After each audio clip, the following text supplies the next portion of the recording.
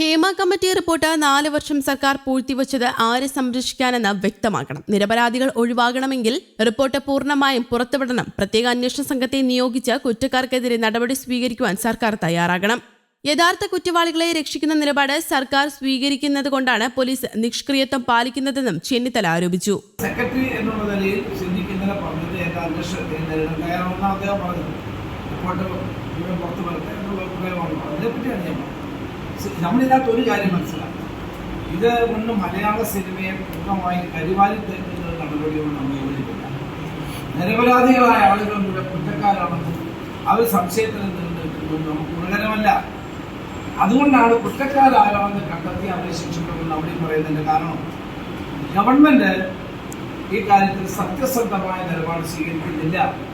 4 വർഷക്കാലം ഈ റിപ്പോർട്ട് പൂഴ്ത്തിവെച്ചിട്ട് ഇപ്പോൾ ആ റിപ്പോർട്ടിന്റെ അപൂർണമായ റിപ്പോർട്ട് പുറത്തുവിടാൻ പറഞ്ഞതിൽ തന്നെ 11 പാലഗ്രാം മാറ്റിവെച്ച് നടത്തിയ ഇത്തരം കള്ളക്കളികൾ ഒരു ഗവൺമെന്റ് ഭൂഷണമല്ല, ശരിയായ നടപടി. കമ്മിറ്റി റിപ്പോർട്ടിന്റെ അടിസ്ഥാനത്തിൽ കുറ്റകൃത്യങ്ങൾ ഉണ്ടായിട്ടുണ്ട് എന്നുള്ളത് വ്യക്തമാവുകയാണ്. ഓർഗനൈസബിൾ ഒഫൻസ് റിവീൽ ചെയ്യപ്പെട്ടാൽ അവിടെ കേസെടുക്കുക എന്നുള്ളത് പോലീസിന്റെ ഒരു സാമാന്യമായ ഉത്തരവാദിത്തമാണ്. അതിൽ നിന്ന് പോലീസിന് ഒഴിഞ്ഞു മാറാൻ കഴിയില്ല. ഇപ്പോഴും ഗവൺമെന്റ് പറയുന്നത് ആരെങ്കിലും പരാതി ഉണ്ടെങ്കിൽ എഴുതി കൊടുക്കട്ടെ, പരാതി ആവശ്യമില്ല.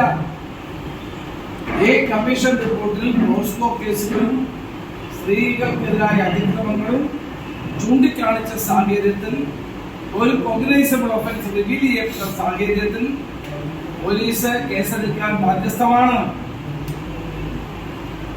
ആ കേസെടുക്കുന്നതിന് മുമ്പ് വേണമെങ്കിൽ അവർക്ക് ഒരു സ്പെഷ്യൽ ഇൻവെസ്റ്റിഗേഷൻ ടീമിനെ വെച്ച് അന്വേഷിക്കാം.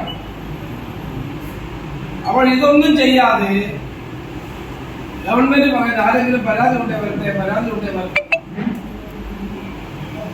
പരാതിക്കാരായ ആളുകളുടെ മൊഴികൾ പോലും ഗവൺമെന്റ് കയ്യിലുണ്ട്. ആളുകൾ പരാതി പറഞ്ഞതിന്റെ അടിസ്ഥാനത്തിലാണ് റിപ്പോർട്ട് തയ്യാറായിട്ടുള്ളത്. വാസ്തവത്തിൽ കേരളത്തിലെ സിനിമാ രംഗം ആകെ